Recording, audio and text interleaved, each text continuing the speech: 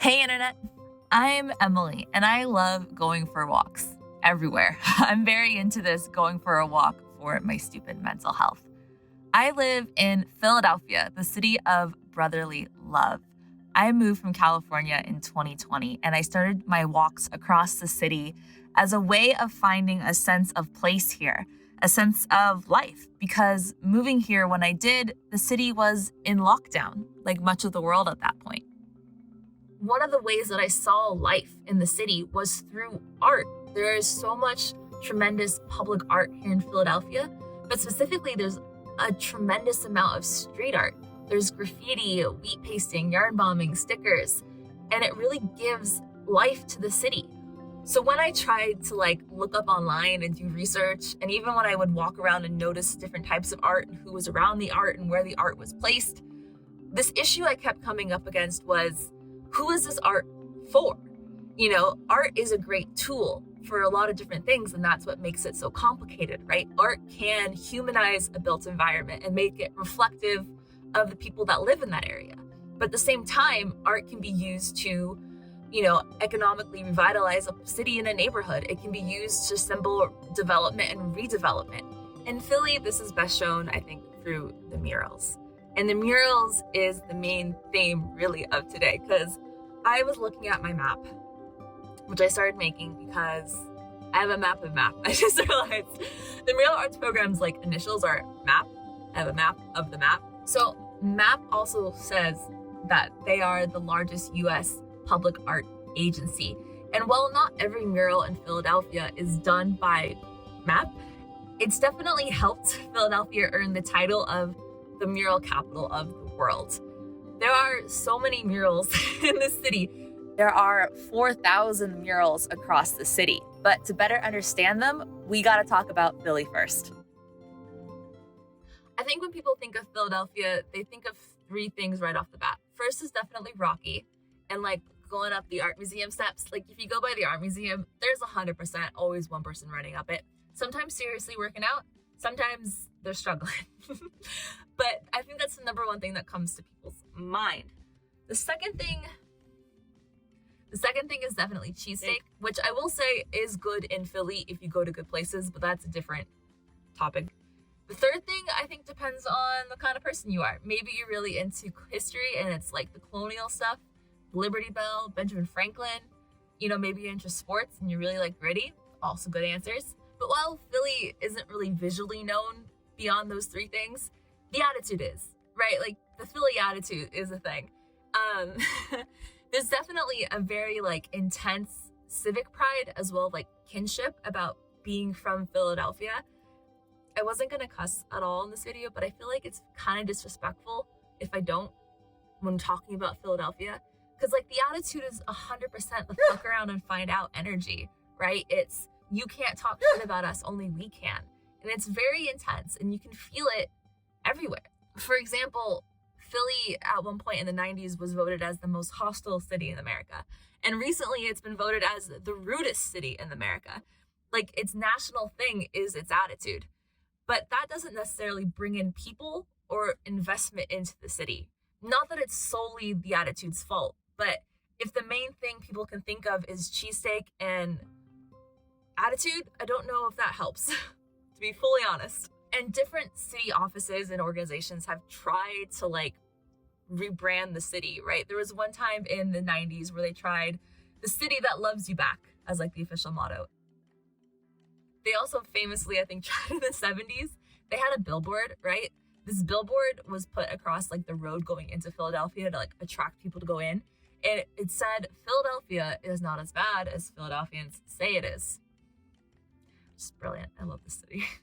And one of the latest attempts in trying to rebrand Philadelphia is through the creation of the OACCE, which is the Office of Arts, Culture, and the Creative Economy. The OACCE works with organizations as well as individual artists within Philadelphia's creative economy. Now, the creative economy is kind of exactly what it sounds like. It involves the economic activity with the creation and distribution of the arts, which is actually a multi-billion-dollar industry. So this office is trying to support local Philly artists and the art scene but it's also trying to unify Philly's vision of public art going forward. This just shows the importance that art has on the city. Art has a tremendous amount of power. It can symbolize a world-class city.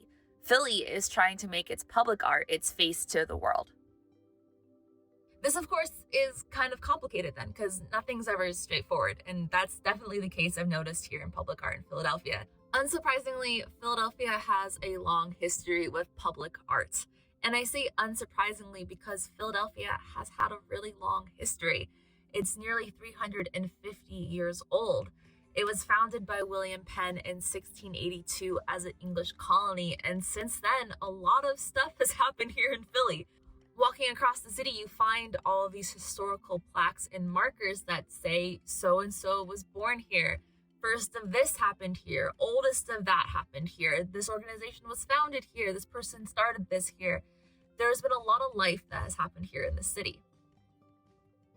Philly underwent this period of economic revitalization in the early 2000s, and this is where this reemergence of public art to the scale of importance that it is today happened. And this importance to the visual landscape really showed that Philly had value, right? Value to the residents that were still here, as well as value to investors. But what is public art? What is public art, you say? I'm going to be defining things a lot, kind of setting like hard limits on stuff, because I have a tendency to go down rabbit holes. Even with like this whole what is art and what is public art, that was far too long going down that rabbit hole. So I'm going to define it pretty strictly just so I can keep track of myself. So I'm defining public art as any form of art that is publicly accessible. So that's really an umbrella term here where, monuments are public art, landmarks, statues are public art, as well as urban and street art like graffiti or yarn bombing are all examples of public art. I am going to sprinkle on a few more like definitions to that though, where yes, it's art that's publicly visible, free of charge, you can stumble across it, but it's also art that's made with that in mind, that it's going to be viewed by everyone. And public arts, like all art, are cultural products. This is kind of old white guy theory time. You can tell I studied social sciences in college, but like Pierre Bourdieu once wrote that all art is not autonomous. What that means is all art does not come from nothing. Art has a kind of social consciousness to it, right? Art is made with a meaning embedded into it, and people have a response and a reaction to that meaning. Art interacts with people. And that's really the beauty of urban art, is that it humanizes the built environment. It symbolizes people live here. The mural arts program got its start in 1984 underneath the Anti-Graffiti Network. And if you walk across the city, you'll find a few of these murals that still have that Anti-Graffiti Network tag on them instead of the mural arts tag. But MAP is now a hybrid city and nonprofit agency. It's a mix of both. It is officially under the city, but it also has a nonprofit arm to help fundraise for its projects. MAP has done a lot of really great work here in Philadelphia by supporting marginalized communities, offering a platform to grassroots organizations, neighborhoods, and local artists. They also do have programs in art education, restorative justice, and offer fellowships.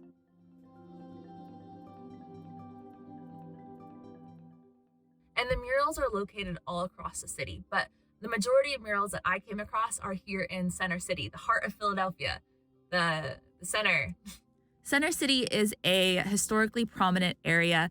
It is also the financial and business hub of the city, and it tends to be a very transient part as well. Murals really reflect that. A lot of the more recent murals in Center City are these large, colorful splashes of abstract art, right? They're really eye-catching. You can see them from multiple parts around the block. They're beautiful. While the murals that are about maybe 5 years older or so tend to be more based on like civic engagement, they're more Philly, either like visually represented or done by local artists. Ones that are from like the 90s or the early 2000s, they're masterpieces. Like the ones that I've found, they are spectacular. They're a little duller just from longer exposure out in the elements, but they're grand. They're spectacular.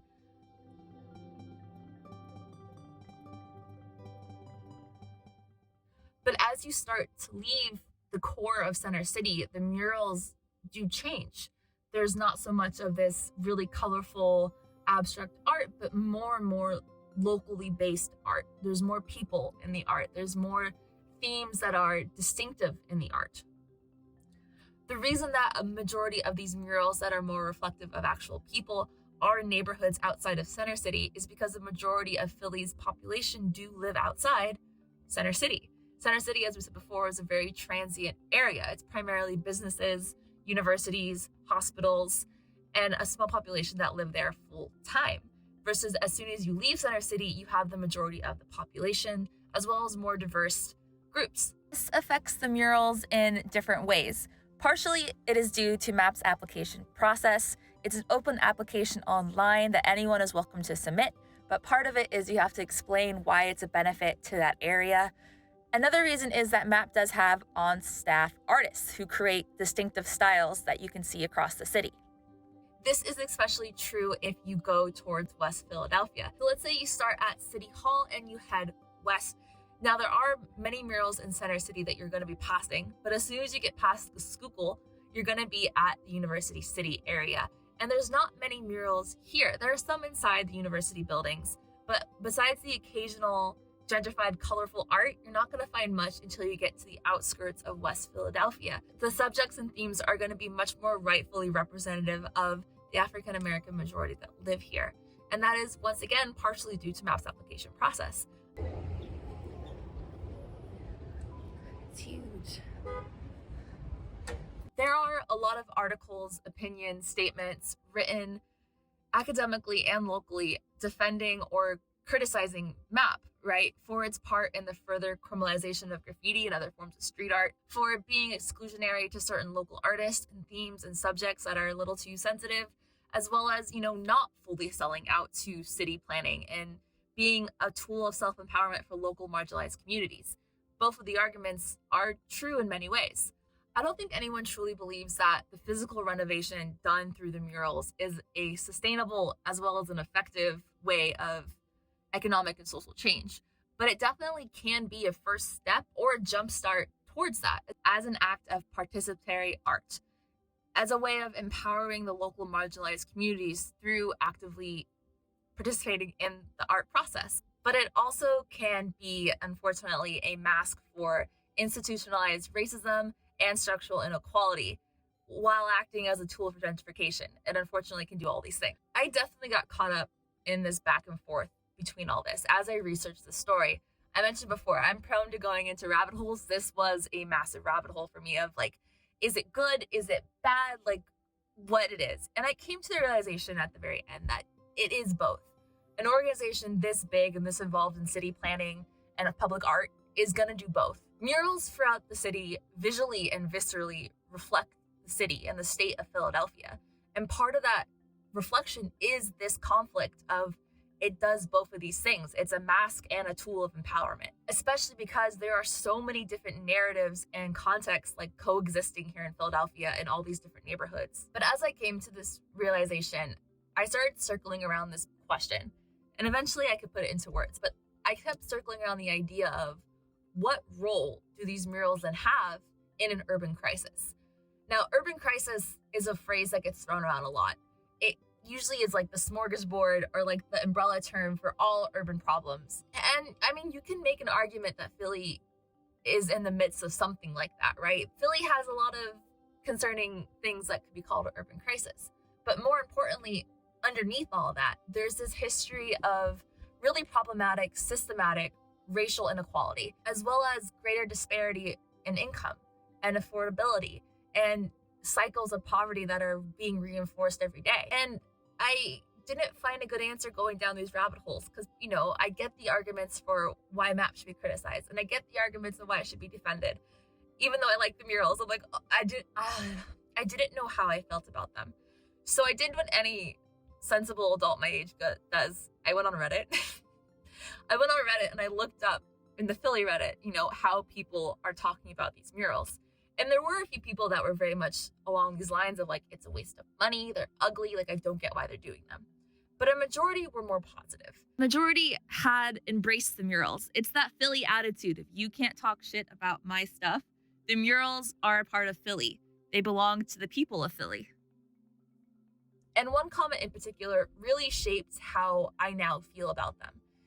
Public art in Philadelphia is trying to do a lot. MAP is trying to do a lot. Local artists are trying to do a lot. And there's a lot that you can do through art. But at the end of the day, shit doesn't have to cure cancer. Something can be worthwhile without having to do all of these things all at once. Just by existing, it is enough.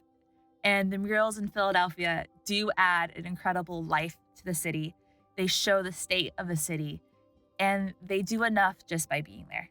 As a tool, as a mask, and as a jumpstart towards something. They're a part of the city. They're a part of Philly. Your city has some really cool public art. I would love to learn about it, so please let me know down below. As well, if you have any questions about Philadelphia's art scene or murals. There's a lot of different themes and subjects that I kind of cut out just to make this more concise, but it's a really cool thing about Philadelphia. You can also look up mural arts. They do tours of the murals as well. They don't have a complete comprehensive list of all the murals and where they are. You'd have to look at the public art archive to kind of make your own from there.